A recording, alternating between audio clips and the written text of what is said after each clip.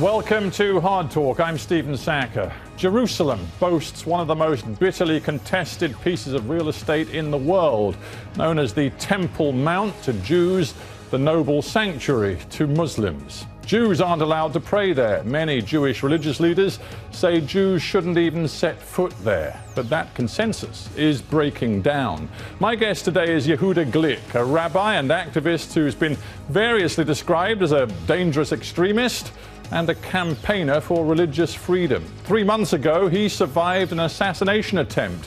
Why does he persist with his divisive campaign on Jerusalem's holiest ground?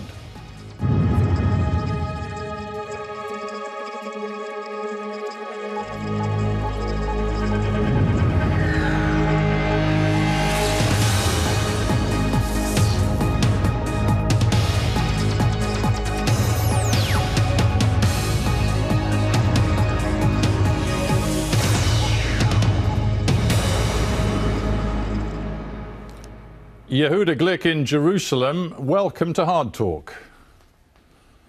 Hello and shalom from Jerusalem. Let us start with what happened to you on October 29th, 2014. A would-be assassin put 4 bullets in your body. What is your state of health today? Have you recovered? I am in the process of rehabilitation. It's a relative compared to a person who was 4 bullets in his body. I'm doing pretty well. I thank God it was really had a lot of luck. I think I would say there were prayers. People from all around the world were praying for my health, and thank God God listened to those prayers, and my health is. I'm in the process of recovering, and in a very advanced stage, but still I have a way to go. You're talking to me from a studio in Jerusalem at the moment, I believe, because you're still undergoing a lot of therapy. You're basing yourself in Jerusalem. I just wonder how safe you feel today. Do you have armed protection? I'm based in Jerusalem. I'm physiotherapy, and my entire rehabilitation process is taking place in Jerusalem. But the threat to my life still exists till this very day, and the Israeli police keep me informed that that's the situation. But unfortunately, I am not protected officially. I have several volunteers who are armed, and every time I leave the house where I am living at, I make sure to be protected with an armed volunteer who accompanies me to wherever I go, even to this BBC studio. I'm guessing, Yehuda Glick, that what happened to you wasn't entirely a surprise to you. I mean, you have been a controversial figure described by many Israelis, indeed many Israelis in government and in the security establishment, as a provocative figure and as an extremist for years. You've known that there have been threats upon you for years too. So this, though it was awful, wasn't really a surprise, was it? Well, I knew there were threats on my life. Every single day on my Facebook page I received threats. But until it actually happens to you, you don't really believe that it's going to happen. You don't really believe that a person who promotes human rights and is a person who is totally a law protector and a person who's totally involved in only legal activity and is a public activist, there's no reason in the world why he should be a threat. And his life should be under threat, and therefore, in a way, it was a surprise. Even though, I mean, maybe if I may, sorry to interrupt, but maybe you're putting a little bit of a spin on your past. I mean, for many years now, you've devoted yourself to a campaign of advocacy all about the right of Jews to pray at what Jews call the Temple Mount, what Muslim Palestinians call the noble sanctuary. It's a deeply divisive issue. Your position has been very controversial, and I note that back in 2012, for example, we're talking more than 2 years ago now, nearly 3 years ago, a Jerusalem police commander, Israeli police commander, described you as, his words, the most dangerous man in the Middle East. It is strange that a person who's involved in his entire campaign, it talks about human rights. And as a matter of fact, I am an extremist. I'm an extremist in my faith in democracy. I'm an extremist in my faith in human rights. I'm an extremist in my faith that people should respect one another. And if the Temple Mount is holy for billions of people around the world, I would say anybody who believes in the Holy Bible believes that the Temple Mount is the holiest place in the world. And it's 140,000 square meters. There's enough room for people to be of all kinds to pray. And the fact that one person holds a Bible in his hand or recites a prayer or recites a sentence from the book of Psalms, there's no reason in the world why that should cause others to be violent towards him. Well, of course, there is a reason, because it contravenes the agreement upon which access to the Temple Mount is currently governed, an agreement which involves obviously the Israeli government, but the Islamic Waqf Authority and the Jordanian government as well. You have violated the rules in the past, and I come back to the point that an Israeli police chief dubbed you the most dangerous man in the world in 2012. I just wonder why that didn't give you pause, stop you, and make you think about whether the campaign you've been waging is not just in your own best interests, but in the best interests of your religious community and Israel as well. It really is very unfortunate that people refer to people who are talking about human rights as somebody provocative, and where on the other side we see the Islamic extremists who deal not with, they're not talking, but are yelling and are actually violent, using violent and verbal violence, but not only that, and every single Jew who goes onto the Temple Mount is welcomed by violence of all kinds. I mean, you know, forgive me for labouring this point, but the police chief at the time, after an incident in which 11 of his policemen were injured, pointed the finger of blame directly at you, described your actions as provocative, and condemned you and your position. I just wonder why, now that you've suffered this assassination attempt, over years you haven't realized that what you are doing is not only just jeopardizing your own security, but contravenes everything that represents stability in a very divided city today. Well, I could say that I'm very happy that things have changed in the past 3 years. More and more people in Israel understand that the situation in Temple Mount, that one religion takes over the place, which is sacrificed and or sanctified for millions of people from around the world, Jews and non-Jews, and violently prevent any other prayer, is something that is intolerable. For some people watching this who don't know the situation today, let us just lay it out in simple terms if we can.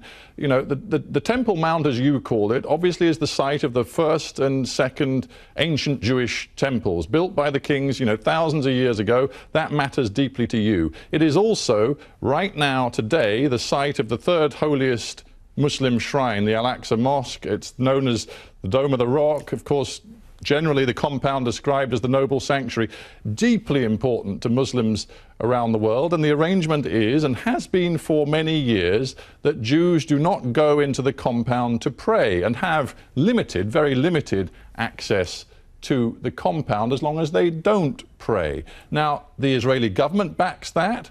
The Israeli rabbinical authorities back that and even go further and say, in their opinion, Jews should not go to the Temple Mount. What makes you think that you have the right to flout the clear views of the Israeli government and the establishment rabbinate? I'm not going to go into the dispute among the rabbis. There are hundreds of rabbis who support the view that I am representing here. That's not the first thing in Jewish tradition that there are arguments among the rabbis, and I have nothing against any rabbi who refuses to go onto the Temple Mount. By the way, according to those rabbis, it's forbidden to go onto the Temple Mount not only for Jews but for non-Jews too. But there are 300 rabbis at least that today support my view, and therefore it's not a view of my personal view. It's an aspect of the way you learn Jewish tradition. But I'm for some reason do you not recognize religious authority? Do you not recognize religious authority? The Sephardi chief rabbi, after you were shot, sent a letter to Benjamin Netanyahu, in which he said that he should be very careful of these rabbis, including, I would believe, people such as yourself, who in his view were adding fuel to the fires of incitement. So that is his view, and he's right to have his view. The Ashkenazi chief rabbi came to visit me in the hospital, and his view was different. And the Ministry of Religious Affairs in Israel has put down into the government, waiting for a decision, have put down criteria for Jewish prayer on the Temple Mount. So, as you say, the aspect of what we are dealing with right now is controversial in Israel, and there are different opinions.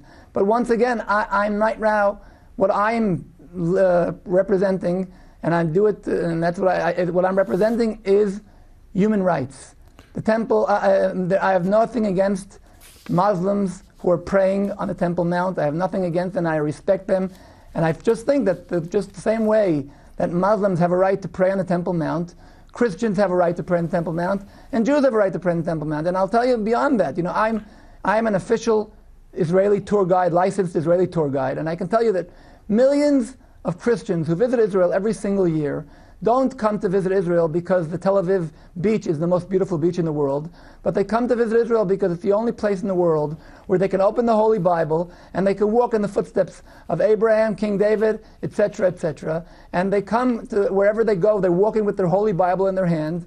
And when they get to the Temple Mount, suddenly, if they're caught with a Holy Bible in their hand, it's confiscated. This situation is intolerable. And I hear what you are saying, but I just want to be plain about how far you take. If I may, I want to be plain about how far you take your argument. You put it forward to me as though all you really care about is the principle of religious freedom. You want that compound area to be a happy place of interfaith dialogue and tolerance.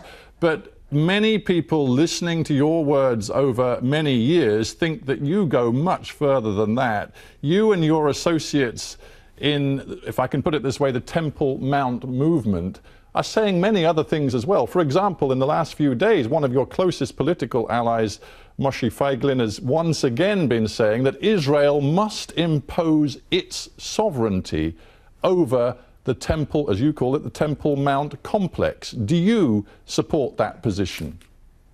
The history has proven that the only government that has really led to tolerance to other religions has been the Israeli government.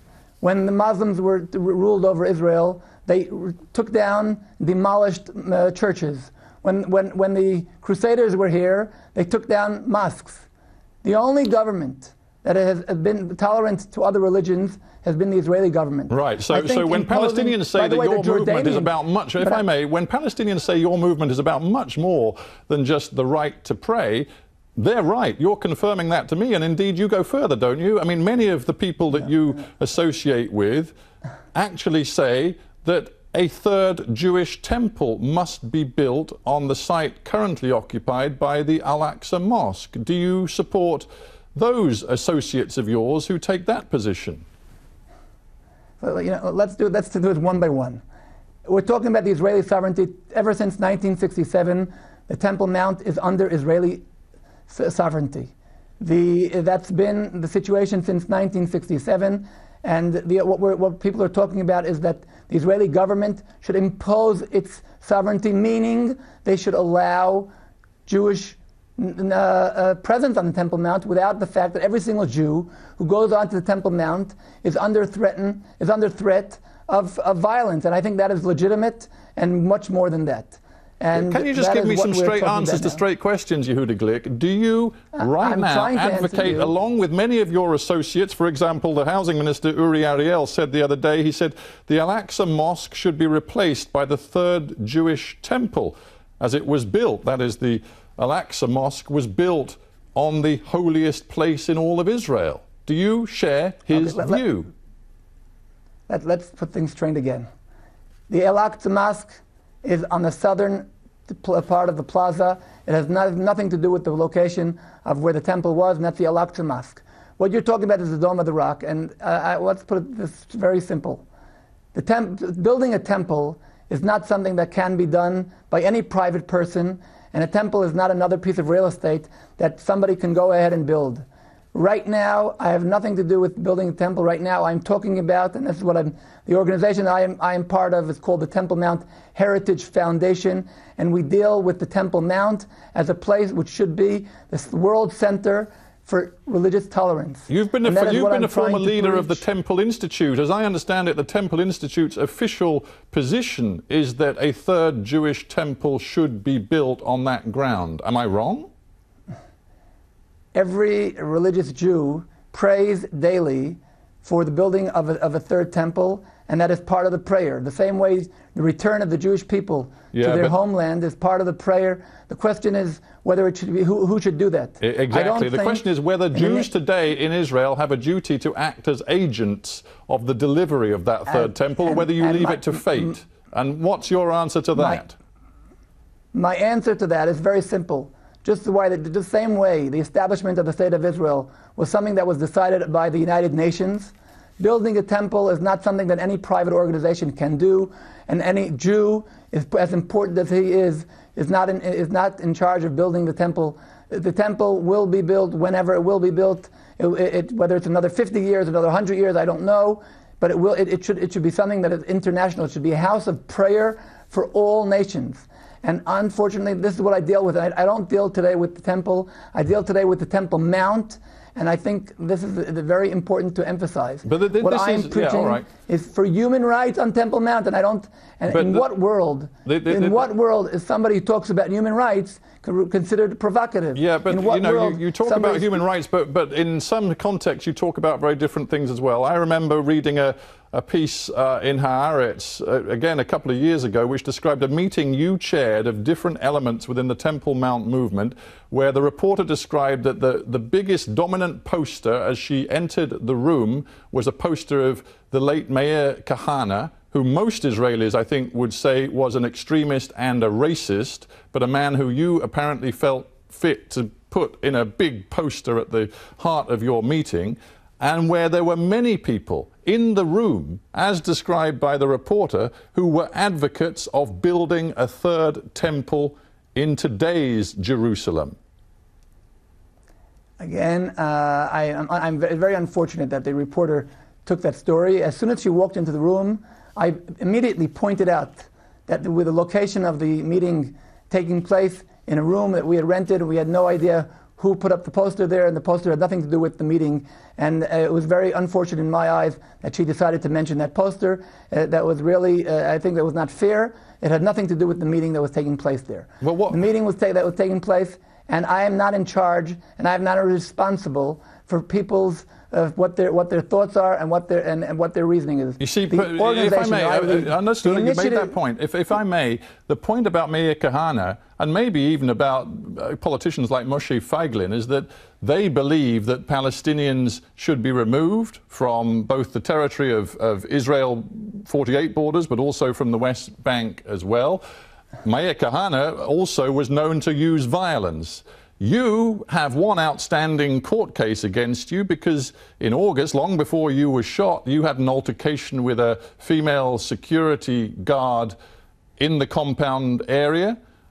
You are alleged to have pushed her so forcibly that she fell over and broke her arm. And the Jerusalem police have now sought a court order banning you from any contact with that compound area until the court proceedings are finished. So there are real question marks about your own commitment to peaceful activity on that compound. Anybody who knows me, and I have guided tours of the Temple Mount in the past 25 years, more than thousands of tourists and Israelis have been guided by me, and everybody who knows me knows that I have nothing to do with any kind of violence, any kind of breaking the law, and there's nothing to do with, there's no connection whatsoever between me and any kind of violent behavior, not even verbal. I don't curse anybody, I never yelled at anybody, I've definitely never pushed anybody, and I'm sure that will be taken care of in court. The situation is actually the opposite. So far, until now, I have sued the police for banning me without any excuse, and the police were obliged to compensate me for banning me forcefully from the Temple Mount. So I don't think we should go into that. The story that you're talking about right now is being dealt today with the Israeli court, and I am sure it will be proved that it's false. Anybody who knows me, and thousands of people know me, know that I preach only for non-violent behavior, for keeping the law, and for following every single one of the instructions of every single policeman on the Temple Mount. And that has been my history throughout the past 25 years that I've been visiting and guiding on the Temple Mount. Before we end, Rabbi Glick, let's just think of a bigger context here. The defense minister in Israel has called those who make high-profile Jews, who make high-profile visits to the Temple Mount, he's called them provocative. We know there is extraordinary Palestinian anger right now, not only over issues concerning the Temple Mount, but the massive growth of Jewish settlement activity inside East Jerusalem, also the inability of Palestinians in the West Bank to travel into East Jerusalem to pray at Al-Aqsa. So much anger, and you appear to be deliberately provoking and intensifying that anger. Stephen, I really refuse to accept what you have just said right now. There is no justification in the world for any kind of violence. And what you are doing right now is trying to justify violence. Just like the victim of rape is not to be blamed for the behavior of the rapist, and just like a person who says, I never beat up my wife unless she deserves it. Every person who is violent always tries to justify it. Yeah, the only problem is that you're blaming me. I'm actually just quoting the Israeli defense minister and indeed many other Israelis in government and indeed in the rabbinate too, who accuse you of provocation and incitement. I don't know when the last time you spoke to the Israeli defense minister was. I spoke to him last night, and we were very friendly, and as a matter of fact, he strongly encourages our visits to the Temple Mount, and he knows me personally, and trying to blame our behavior, which is totally legal, as provocative, is very annoying and very disturbing, and there is no reason in the world that you should be part of justifying violence. There is no reason in the world that every Jew who goes onto the Temple Mount should be a victim of a violence, and a person talking about human rights and freedom and respect to others should be called provocative. And those who are violent, you are here, Stephen from the BBC, is trying to justify their behavior. So I talked about context. What you're saying to me is that whatever the context, however likely it is that you will add fuel to the fires that currently burn in Jerusalem, you are just going to intensify your campaign. I refuse to accept that blame. I do not put any fuel to the vice versa.